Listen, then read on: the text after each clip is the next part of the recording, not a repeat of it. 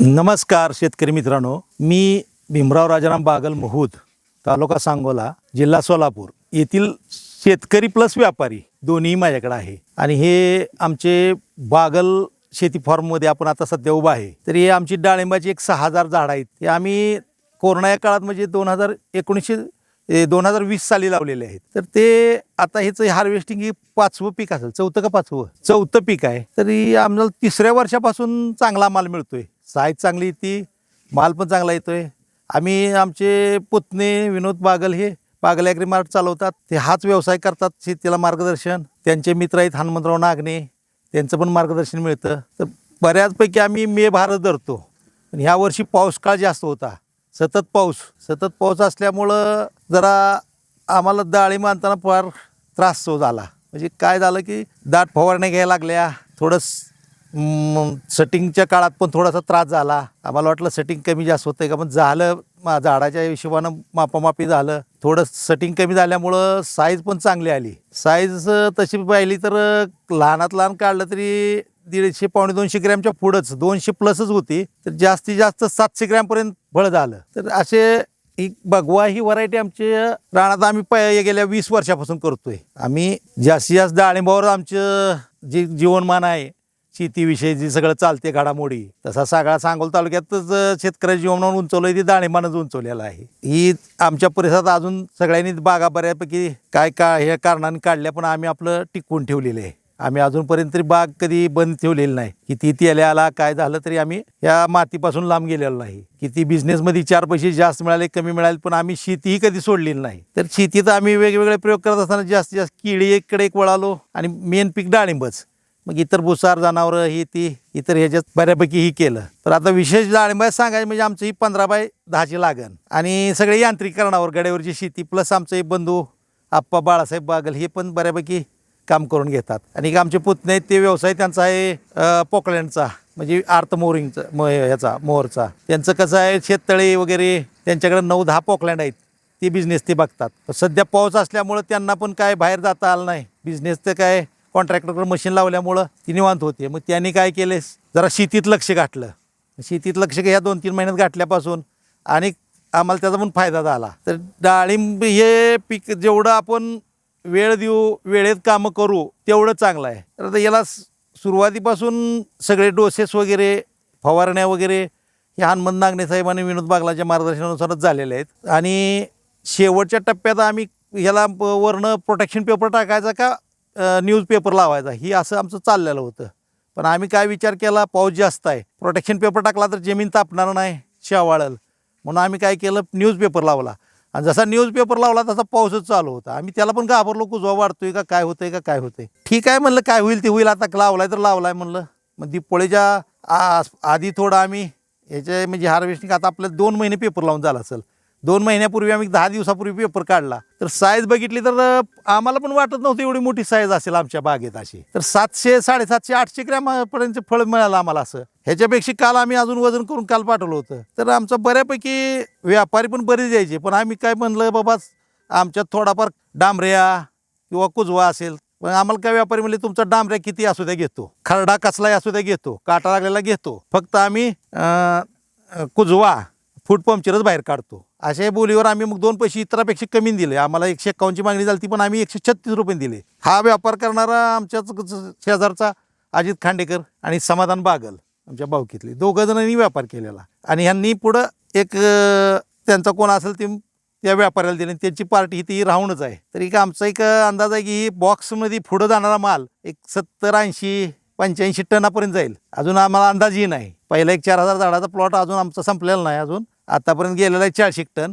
अजून ही 2000 झाडं तशी जायची. ह्यात माल पण चांगला वाटतोय, शायनिंग पण चांगले आहे, साईज पण चांगली आहे. तर अशा तऱ्हेने 2-3 वर्ष झाले आमच्या बागा अतिशय चांगल्या येतात. अशा नैसर्गिक परिस्थितीत सुद्धा एवढी बाग चांगली येणं आमचा पण विश्वास बसत नव्हता. पण या पाठीमाग कष्ट आहेत फार. शेतीला पण आम्ही बऱ्यापैकी उतार दिलेला आहे. नैसर्गिक पाणी काढून देतोय, पाण्याचं नियोजन व्यवस्थित करावं लागतंय. तर हे सगळं करत असताना ह्यांचं मार्गदर्शन चांगलं वाटलं. मी परवा असंच शरद पवार साहेब आपल्या खिलारवाडीला येणार होते शरद किंगच्या डाळिंबासाठी बघण्यासाठी. त्यावेळेस नागणे सरपंचाकडे गेलो. मग नागणे सरपंचांनी चर्चा केली. सरपंचांनी मी सांगितलं, ही शरद किंगमध्ये इतर डाळिंबात काय फरक आहे ते आम्ही बघितला. ते नागणे सरपंच फार म्हणजे मला वाटतं 25 वर्षापासून ते डाळिंब 25-30 वर्षापासून असतील. तर त्यांनी मला बऱ्यापैकी शेतीत फिरवून सगळं दाखवलं, सांगितलं बघ हे असं आहे तसं आहे, भाऊ तुम्ही डाळिंब हे करताय, आपण ठराविक लोक टिकलोय, फार त्रास होतो. ठीक आहे म्हणलं, बरोबर आहे, काय दुसरं पण आपल्याला पर्याय नाही. पण आम्ही आपली डाळिंबाची काय सोडलं नाही. कोण म्हणाय द्राक्षे करा, पंढरपूर तालुक्यात गेले का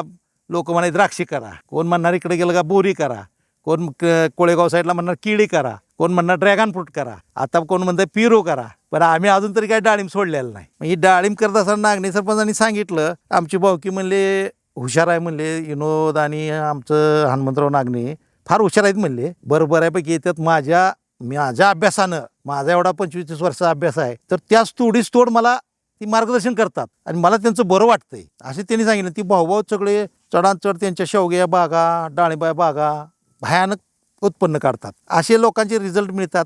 आता बाकी वाघमारी म्हणून एक नाभिक समाज आमचे कोळेगावला शेतकरी त्यांनी पण यांचंच नाव सांगितलं. दुसरं सीताराम कडलासकरचं बघितलं, त्यांच्या एकूण एक बागा बघितल्या आम्ही मार्केटमध्ये. आमचं म्हणून नाही कौतुक करत, पण ही स्वतःही शेती बरं करत स्वतःही दुकानदारी करत इतरांची शेती पिकवण्यास मदत करतात, ह्याचा मला अभिमान वाटतो. मी यांना सांगितलं कधीही चुकीचं काय करू नका, शेतकऱ्यांना मार्गदर्शन करताना अतिशय व्यवस्थित सांगा. ही कसं आहे म्हणलं, फळ खाय शिकायचं, मुळासकट कधी खायचं नाही. फळ खाताना व्यवस्थित जर आपण गेलो, आपलं नाव झालं, तर भविष्यात आपल्याला कधी काय कमी पडत नाही. मी बरीच मोठी दुकानं बघितली, सगळं बघितलं, पण कसं आहे ती मतलबी दुकानदारी कधी करायची नसती. जी शेतकरी मागतोय आणि त्याला पिकाला गरजेचं आहे, शेतकरीचं चुकत असं सांगायचं बाबा ही माझ्या मते असं वाटतंय, ही टाका. मग ह्यांचंही आम्हाला बरं वाटलं. मी काय जास्त वेळात नसतो, फक्त आता तुम्ही आलाय ना, अनाशी मी डाळिंब हार्वेस्टिंग असल्यामुळे मी इथं होतो म्हणून मी मुलाखत देतो, पण माझा अनुभव ही सांगतोय मी. मग मला पण ह्यातलं नॉलेज भरपूर आहे, पण माझं काहीच चालत नाही. कारण का तर मी स्वतः काम काय करत नाही, फक्त सांगितलेलं मग ऐकतेत कामगार थोडे, मग त्यात थोडा बदल करणे, बाबा हे असं करूया,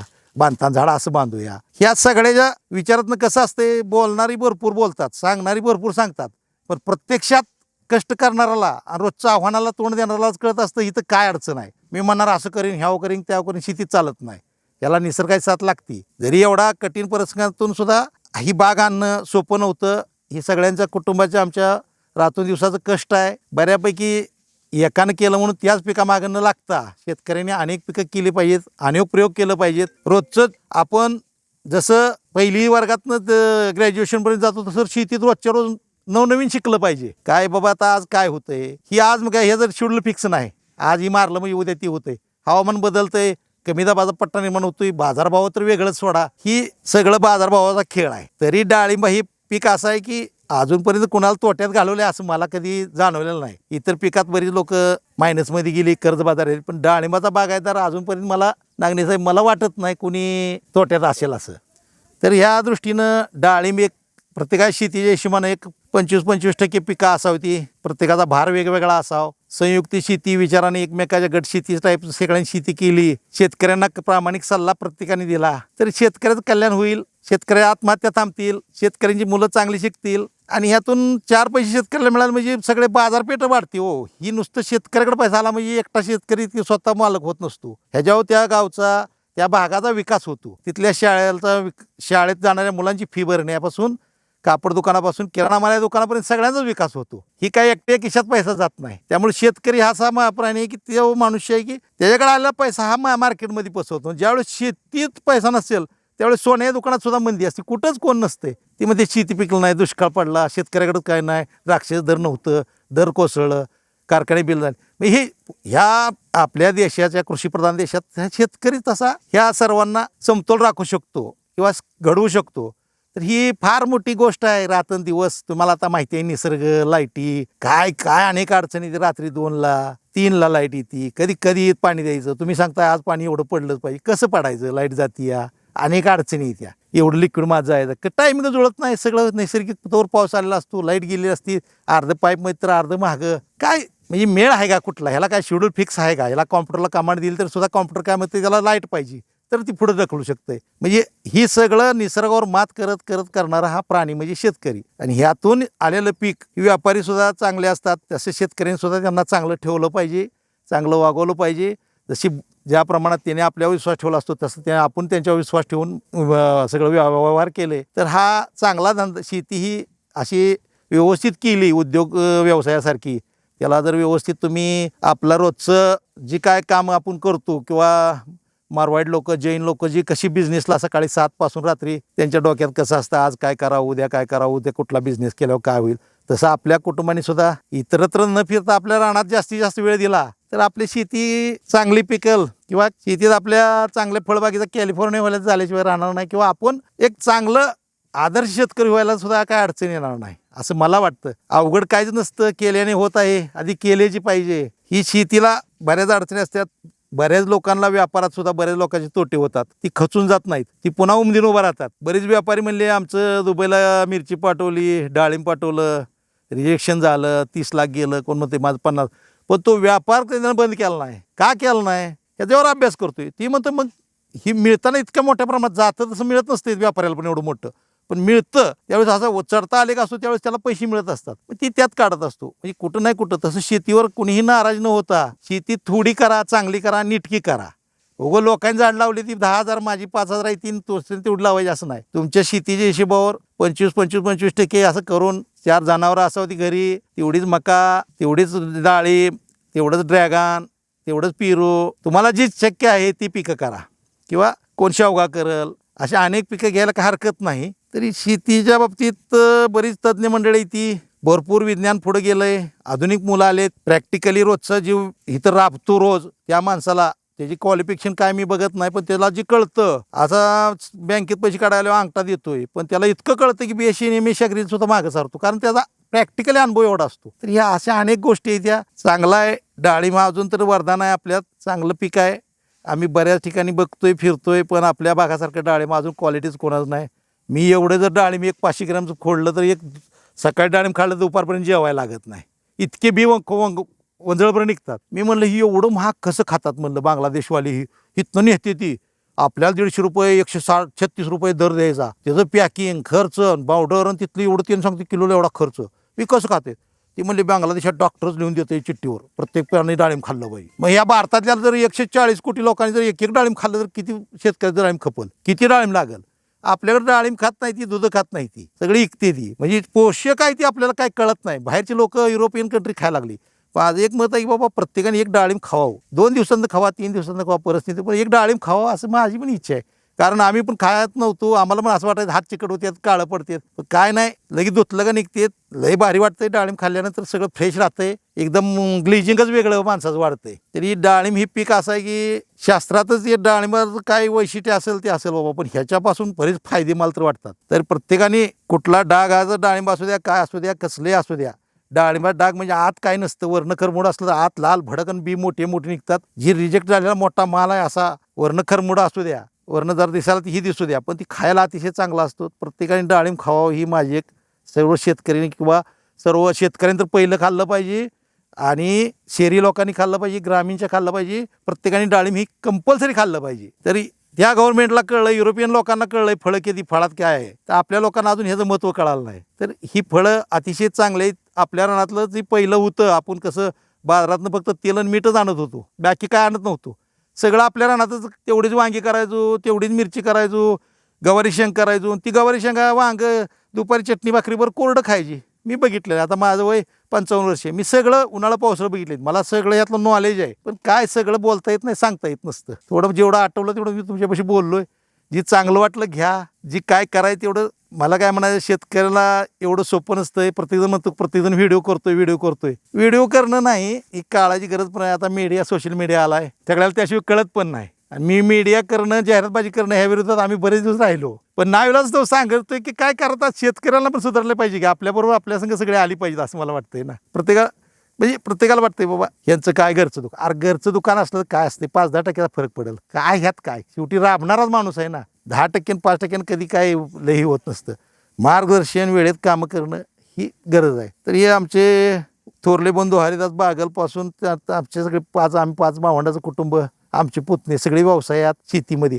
पण प्रत्येक व्यवसाय करताना प्रत्येक पीक आम्ही आमच्या शेतीत टच केलेला आहे, लावलेला आहे. आंबा केशर असू द्या, हे तुमचं केळे असू द्या किंवा इतर पिकं असू द्या, ती आम्ही चांगल्या प्रकारे उत्पन्न काढलेलं आहे आतापर्यंत. त्यामुळं हे काय व्हिडिओ म्हणजे असा नुसता जाहिरातबाजीसाठी नाही, आपल्या मार्गदर्शनासाठी.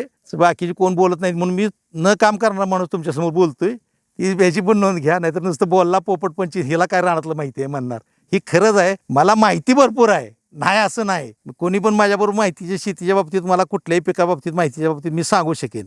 काय त्या अडचणी सगळ्या सांगतो मी. बाकी सगळ्या क्षेत्रात टच केलंय. कुठलं बाबा काय केलं आणि काय होतं आणि काय केलं आणि काय होतं मला सगळं माहिती आहे. पण प्रत्यक्षात मी काम करू शकत नाही, वेळ देऊ शकत नाही, ही पण खरं आहे. त्यामुळं ही शेती ही काळे माय आहे.